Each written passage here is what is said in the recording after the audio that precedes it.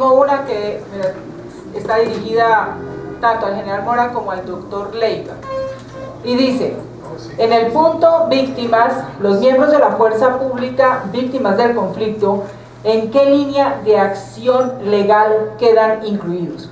¿Cuál es, para ustedes, el régimen especial para la atención, asistencia y reparación integral de los miembros de la fuerza pública víctimas del conflicto armado? Mi general Mora y mi doctor Leiva. Ya más fácil copiar.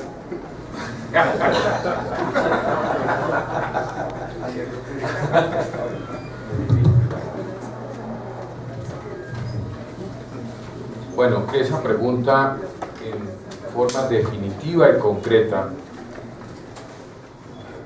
y con relación a los acuerdos de La Habana es un tema que está en desarrollo en este momento.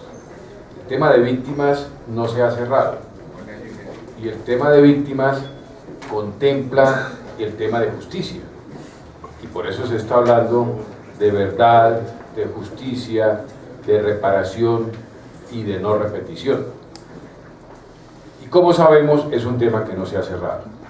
De todas formas, nuestros hombres, nuestras familias, las familias de nuestros soldados, las familias de nuestros suboficiales y las familias de nuestros oficiales y nuestros policías y en general de todos los miembros de las Fuerzas Armadas que han sufrido los rigores de la guerra y la pérdida de sus familiares, todos tienen que entrar y deben entrar dentro del concepto de víctimas en lo que se está hablando. Pero en forma definitiva yo no puedo referirme a nada, es un tema que está en desarrollo, que está en proceso y que hasta que no se cierre y el día en que se cierre el punto, como todos los puntos anteriores, se hará un comunicado, se hará un resumen y no solamente resumen, porque los acuerdos están publicados el 100% de ellos, los 3 puntos que hemos llegado a acordar, entre comillas, porque hay un párrafo en el acuerdo que dice que nada está acordado hasta que todo esté acordado, pero los 3 puntos que ya hemos pasado se publicaron, son de conocimiento público. Y el día que se cierre el punto de víctimas, pues tocará también publicarlos. Por lo tanto, en este momento yo no puedo dar una respuesta de cómo se irá a ver hacia el futuro. Lo único cierto es que en forma conceptual, nuestros hombres que sufrieron en la guerra y las familias que perdieron sus víctimas y que sufrieron los rigores del problema del secuestro, de la extorsión, del asesinato, de la muerte de nuestros hombres y de sus familias, hacen parte del tema general de víctimas. Doctor Leiva, otra, porque también hay otra pregunta también. Mucho gusto. Dice, la FARC justifica su actuación al margen de la ley bajo el concepto de derecho de rebelión. En nuestros códigos penales, este tipo de actividad criminal podría encuadrarse no dentro del derecho, sino dentro del delito de rebelión. ¿Qué tipo de conductas penales de este grupo armado ilegal serían vinculantes con este delito? ¿Qué le puedo decir? Ellos lo que hacen es evocar una consagración en ese sentido en la Carta de Naciones Unidas. Y seguramente el general Mora ha tenido que aguantarse la repetición de que ese es un derecho consagrado en Naciones Unidas, en la Carta y en otro, desde la Revolución Francesa, entre otras cosas. Pero es a partir de esas exposiciones que se conversa. De tal manera que yo esperaría, para ver cómo se trata eso en la comisión en la que me ha tocado participar, ahí somos varios. Lo cierto, a propósito de lo que señalaba el general, es que hay puntos que todavía no se han resuelto. Yo tengo el privilegio de conocer algunos, otros no. Pero a propósito de la reparación a las fuerzas militares, precisamente en este momento se está hablando sobre reparación. Y hasta donde me llega la información, evidentemente habrá un pronunciamiento, pero esos elementos que estudie la mesa tendrán que pasar a la subcomisión, porque la subcomisión de justicia precisamente toca sobre ese cuerpo al que hice referencia al comienzo. Uno de esos puntos, la reparación. Pero yo no puedo dejar pasar esta oportunidad para hacerles una pregunta. ¿La paz es de izquierda? ¿La guerra? Entonces, a mí me pregunta, ¿por qué me preguntabas tú? ¿Por qué me sonrío? Porque yo gozo con eso. Que a mí me digan que yo soy de izquierda, pro gringo, amigo de la propiedad privada y necesitado de la necesidad de generar riqueza, pues yo no sé. Lo que sí quiero señalar es lo siguiente: yo no soy del pasado. Parece anacrónico algunas de las cosas que se han dicho, pero yo las respeto. Me parece delicioso oírlas. Vamos en algunas concepciones en contravía de la historia. Es impresionante. Yo admiro al presidente de los Estados Unidos. A mí no me choca que sea negro, para nada. Pero el hecho de que no me choque que sea negro no quiere decir que yo sea de la izquierda. Simplemente me parece un gran mandatario. Y tuvo que pasar por encima de Israel. Yo le pregunté a una subcomisión, una cosa que llaman el Grupo de Nueva York. En La Habana me invitaron a hablar con el Grupo de Nueva York. Leiva contra el Grupo de Nueva York. Unos sabios. Señor Pro Corte Penal Internacional, yo se lo dije delante de gente allí, de Cuba y demás, y lo invito a que traiga a la Corte Penal Internacional y le iniciemos los procesos al presidente Castro. Yo creo que vamos a tener que aterrizar. Vamos a tener que aterrizar. Yo creo sinceramente que este proceso no tiene reverso.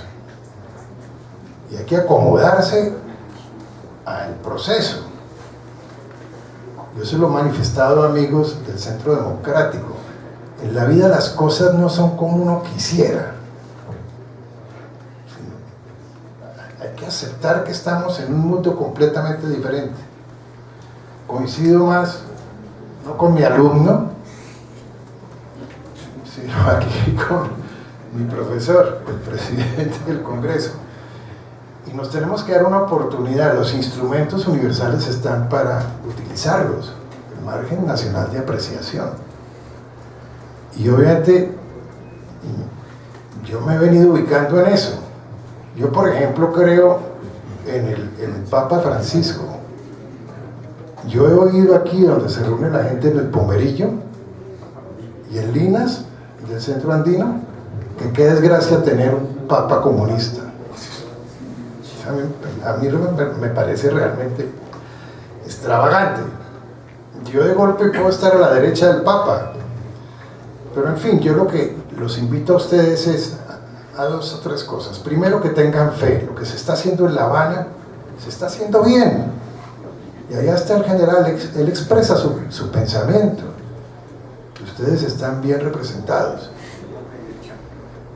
Segundo, no se necesita ser santista para admirar el proceso de paz.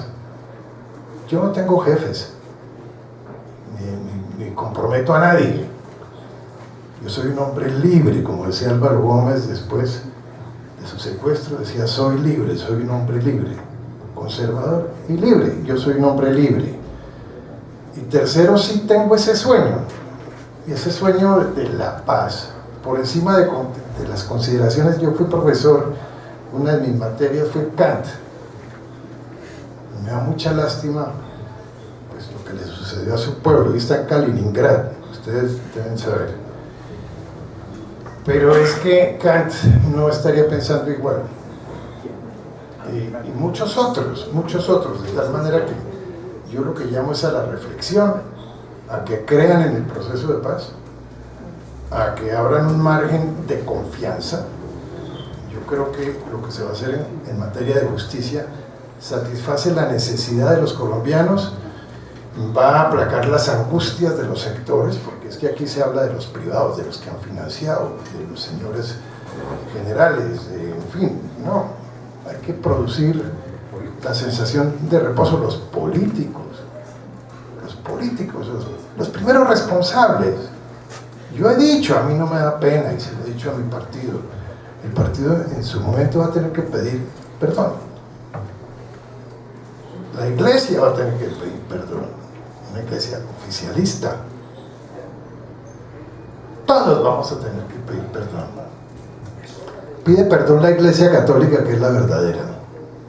Imaginen nosotros cómo no vamos a pedir perdón, porque de eso se trata, de reconciliar la patria, para que todos regresemos a lo que debe ser una sociedad en paz y en justicia. De tal forma que yo aprovecho esa pregunta para señalarles que aquí todos estamos unidos.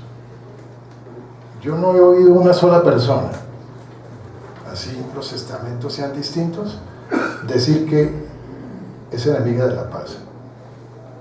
Entonces, démosle la oportunidad a este proceso. Allí, a la hora de la verdad, está representada lo mejor de la fuerza pública. Yo me he encontrado con ellos, he hablado con ellos. El doctor de la calle, yo no creo que él vaya a regalar al país, ni mucho menos. Repito lo del general. Y es la manera de hacer una pedagogía, porque el primero, yo no he participado en las negociaciones, yo no hago parte de la mesa, pero el general sabe que allá los señores de las FARC han hecho un ejercicio y exponen y dicen que es lo que a mí me parece que eso es fundamental. Tú mismo lo decías, ese es un ejercicio de democracia, de tal manera que crucemos los dedos. Agradezco de nuevo la invitación, general, estoy a sus órdenes, muchas gracias. Gracias, doctor. Siguiente pregunta para el doctor Velasco. Ante el rechazo por parte de las FARC de la reforma constitucional mediante la cual se estableció el marco jurídico para la paz, ¿considera usted indispensable modificar esta norma para su eventual aplicabilidad dentro del proceso de negociaciones que se adelanta en La Habana? De ser así, ¿qué tipo de modificaciones se podrían realizar? Déjenme contar brevemente 3 anécdotas. La primera, para responder esa pregunta. Fui ponente de la ley de orden público durante 3 veces. Yo ya no me cocino en una agüita, ya, aunque comencé muy joven, la actividad política ya ha pasado el tiempo. Y entonces, en una de ellas, tuve un debate muy fuerte sobre una norma con un general muy respetado, el general Naranjo. Era una norma que se había sacado en Colombia en la época en que se perseguía a Pablo Escobar. Muchos de ustedes van a comenzar a recordarla. Ellos se comunicaban con radios, recuerden ustedes, esos radios de 2 metros tal vez. Y entonces una manera de tratar de controlarlos fue ilegalizar el uso de esos radios si no estaba debidamente identificado quién lo usaba, o sea, el dueño. Pues con esa norma, doctor Leiva, comenzaron a perseguir a los vendedores de minutos de celular. Y los ilegalizaron, y eso era terrible ver a la fuerza pública, pues, cumplían órdenes, persiguiendo unas señoras que vendían en las esquinas minutos de celular. Una locura, de verdad. Entonces yo metí un artículo, lo debatí en el Congreso y lo aprobamos y acabamos la ilegalización de venta de minutos de celular. El argumento en su momento que se planteaba era que a través de esos celulares se hacían extorsiones. Entonces yo llegué a pensar que había que prohibir los taxis porque de pronto utilizan un taxi para llevarse un secuestrado, y que habían que prohibir los colchones cómodos porque de pronto ahí se cometían algunas penas a la moral mucho más agradables. Y entonces, las infidelidades, precisamente. ¿Por qué digo esto, doctor Leiva? La norma es una creación colectiva de la sociedad y responde a las necesidades y a las percepciones.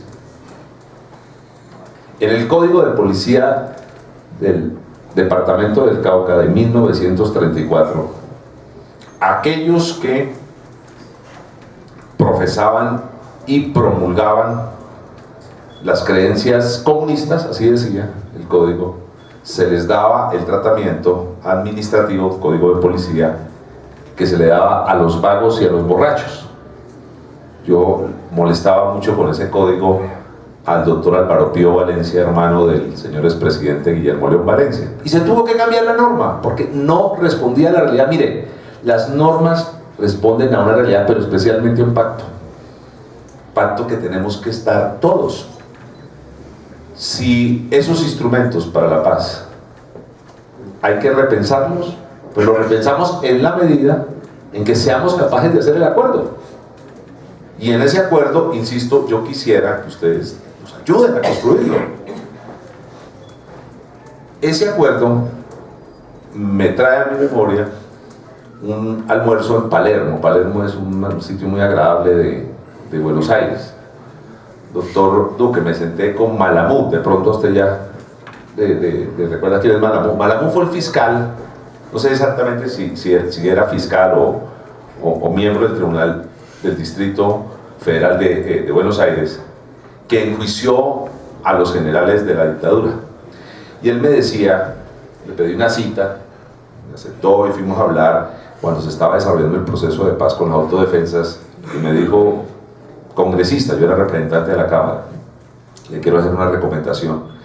Yo a veces creo que se me fue la mano y abrí una herida que Argentina no necesitaba abrirla. Oigan lo que dijo el hombre que llevó a la cárcel a estos señores. Pero allá en Colombia hagan el mayor esfuerzo por ponerse de acuerdo, porque si se ponen de acuerdo, lo que realmente hace sostenible un mecanismo jurídico no es que lo apruebe el Congreso, sino que las distintas fuerzas políticas lo lleven como un acuerdo social. Después de esta guerra tan pavorosa, solo va a ser sostenible lo que acordemos todos. Por ello me gusta que usted esté tendiendo puentes y nos estemos escuchando. Y termino, coronel, con una anécdota. Hay un municipio que llama La Sierra Cauca. No voy a dar los nombres verdaderos, pero yo tenía un buen amigo que hacía política, y su política estaba centrada en denunciar los actos no transparentes del cacique del pueblo. Y él luchaba y luchaba y luchaba, y el cacique siempre le ganaba. En general, usted conoce La Sierra, allá al lado de Rosas, entrando al macizo colombiano. Oiga, y se le murió el cacique. Me lo encuentro yo a los 6 meses, habían pasado 2 meses de elección. Le dije: ¿cómo te fue? Me dijo: terrible. Yo sacaba 800 votos y quedé con 55 votos. Y yo me quedé pensando y le dije: claro, como él creía que el único problema era el cacique, no estaba preparado para proponer otras cosas. Mucho cuidado, el problema de este país no solo son las FARC. Aquí tenemos que construir las propuestas para cimentar la paz. Los militares sí que saben que al lado de los cultivos ilícitos hay un problema de pobreza rural. Los militares que les toca lidiar y que muchas veces son la única expresión estatal en los lugares más alejados, a mí me lo han contado. Pero ¿cómo me mandan a mí como única expresión estatal cuando los pobres campesinos están muriéndose de hambre y termina siendo uno casi que el ilegal? ¿Usted se acuerda, general Ramírez, lo que fue esas marchas cocaleras, que obviamente tuvo mucho que ver la guerrilla? Pero cuando uno se metía a esos pueblitos y todo, uno decía: pero esta gente, ¿qué más hace? ¿Qué transportan? ¿De qué viven? A usted que le tocó semejante chicharrón, porque decir era un chicharrón. Entonces, ¿por qué digo esto? Y con esto termino. Miren, las negociaciones, Dios quiera, salgan bien. Y Dios quiera, seamos capaces de construir los puentes para ratificarlas. Pero la verdadera paz es cuando hagamos ese pacto social para construir un proyecto de nación, en que nos podamos decir todo lo que queramos con respeto, y que cambiemos las armas por las palabras. Y en ese pacto de nación, yo sí quiero que las reservas sigan haciendo política con P mayúscula, proponiendo esto, diciendo esto, entre otras cosas. A mí me parece que cuando ustedes hablan y ponen unos límites muy fuertes frente al proceso de paz, a lo mejor colaboran más con la negociación que algunos boquicalientes que dicen que no hay límites. Porque me imagino que los negociadores podrán decir, oiga, esto no es tan fácil, mire lo que están diciendo allá en Colombia. Y eso ayuda a la negociación. No hay nada que pueda afectar más a una negociación que la otra parte crea que se puede hacer todo lo que ella quiera y que no hay alguien al frente y que no hay una masa crítica en la sociedad. Pero esa masa crítica es para poner límites, pero también para construir puentes. Que esta casa sea la casa de la construcción de los puentes. Gracias.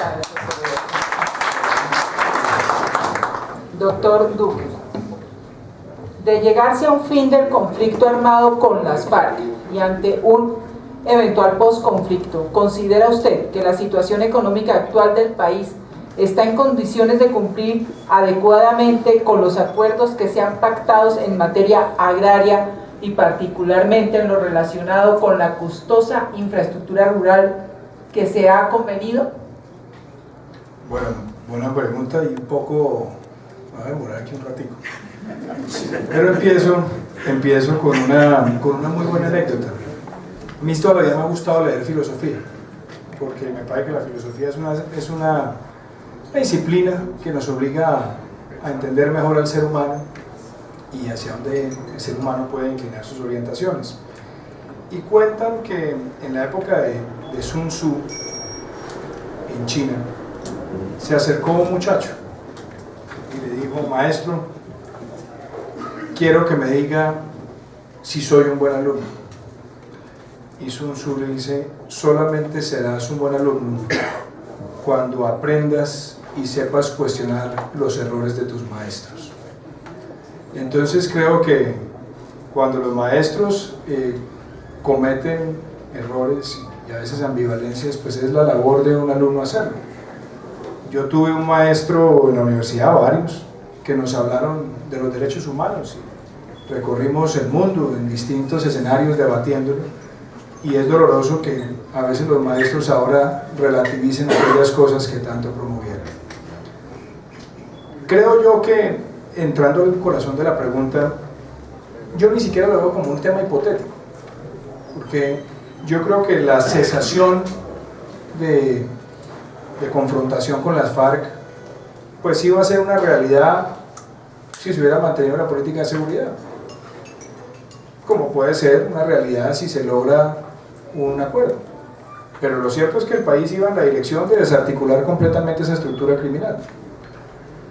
Yo creo que el tema económico acá es mucho cuidado, ojo con esto, mucho cuidado con aquellos que ya están sembrando en la sociedad el concepto de ¿se puede reorientar el gasto militar si construimos la paz y por esa vía llegará el crecimiento?